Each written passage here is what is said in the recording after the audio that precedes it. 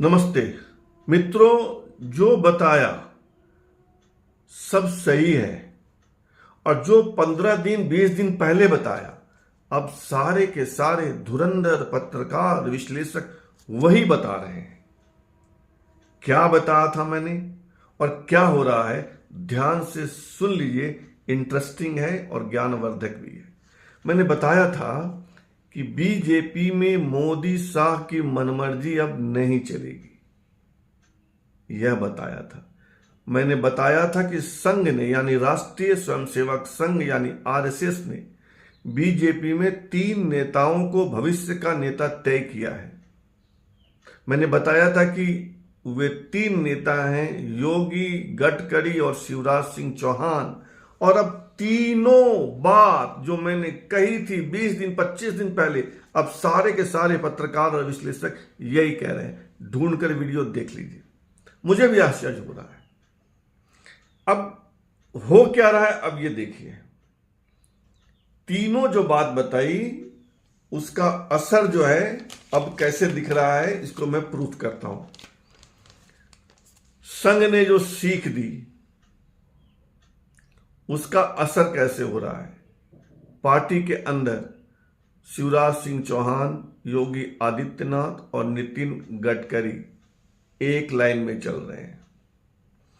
तीनों जो कर रहे हैं उस पर ध्यान दीजिए।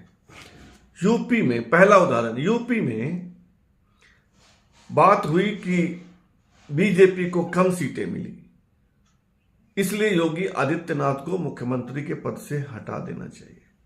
पिछले 10 साल में 2014 से 2024 तक जो मोदी शाह की मर्जी हुई वही हुआ, मनमर्जी चली। यह पहली बार हुआ है कि नितिन गडकरी और शिवराज सिंह चौहान ने बकायदा बीजेपी के 5-7 बड़े बड़े नेताओं को फोन लगाकर कहा कि ऐसा होना नहीं चाहिए और अगर ऐसा होता है तो पार्टी में विस्फोट होगा, पूरी पार्टी डिस्टर्ब हो जाएगी।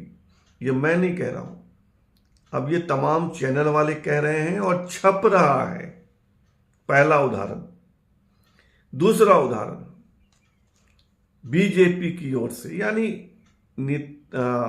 मोदी, शाह और नड्डा की ओर से 4-5 नाम भेजे गए संघ नेतृत्व को, आरएसएस को, कि इनमें से किसी को बीजेपी का प्रेसिडेंट बनाना है, क्योंकि नड्डा साहब का कार्यकाल खत्म हो गया है। एक पर भी सहमति नहीं आई। उसके बाद पीएम मोदी ने मास्टर स्ट्रोक चला। महाराष्ट्र के पूर्व सीएम और अभी के डिप्टी सीएम, महाराष्ट्र के पूर्व स्टेट प्रेसिडेंट, नागपुर निवासी संघ के स्वयंसेवक देवेंद्र फडणवीस का नाम भेजा बीजेपी प्रेसिडेंट के लिए। इससे 2 बातें हो रही थी। एक तो यह कि फडणवीस के नाम पर संघ को आपत्ति नहीं होगी, क्योंकि वे स्वयंसेवक हैं, नागपुर के हैं। उनके पिता गंगाधर राव फडणवीस भी संघ के स्वयंसेवक थे, प्रचारक थे, इसलिए इस नाम पर सहमति हो जाएगी। और दूसरा था कि इसी बहाने गडकरी को कट किया जाएगा, कट टू साइज। राजनीति में होता है यह सब, बहुत ही सहज है। लेकिन नितिन गडकरी ने क्या किया, जैसे ही देवेंद्र फडणवीस के अध्यक्ष बनने की संभावना बनी, नितिन गडकरी की ओर से दूसरा नाम संघ नेतृत्व तक पहुंचा दिया गया। और आपको जानकर आश्चर्य होगा कि यह नाम मध्य प्रदेश के पूर्व सीएम शिवराज सिंह चौहान का है। मैं तो कह ही रहा हूं, मेरी तो सूचना है ही, तमाम मीडिया में भी ये खबर चल रही है। 2 उदाहरण हो गए, योगी और बीजेपी प्रेसिडेंट। और तीसरा देखिए, कल नितिन गडकरी ने इस देश की फाइनेंस मिनिस्टर निर्मला सीतारमण को खत लिखा। और उस खत में क्या है, खत में है कि हेल्थ इंश्योरेंस और लाइफ इंश्योरेंस, जीवन बीमा और स्वास्थ्य बीमा पर के प्रीमियम पर जो 18% जीएसटी लगता है उसको हटा दिया जाए।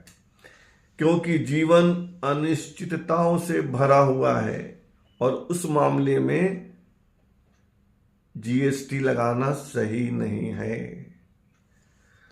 तो बात साबित हो गई ना। 3 उदाहरण, योगी का उदाहरण, बीजेपी प्रेसिडेंट का उदाहरण और जीएसटी न लगे स्वास्थ्य बीमा और हेल्थ बीमा पर, ये उदाहरण। मैंने कहा था कि बीजेपी में अब मोदी शाह की मनमर्जी नहीं चलेगी। जहां भी गलत होगा या उनको लगेगा मोदी शिवराज गडकरी को, वहां वे टांग फंसाएंगे, आवाज उठाएंगे, ऑब्जेक्शन लगाएंगे।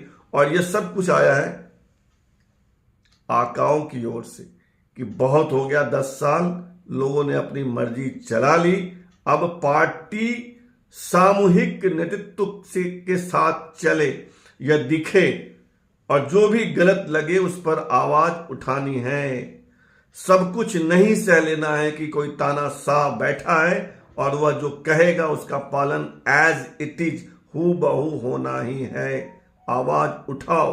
और चूंकि भविष्य के इन्हीं 3 नेताओं को संघ ने चुना है भविष्य के लिए, शिवराज, गडकरी और योगी, इनके थ्रू ही सारी बातें कहवाई और करवाई जा रही है।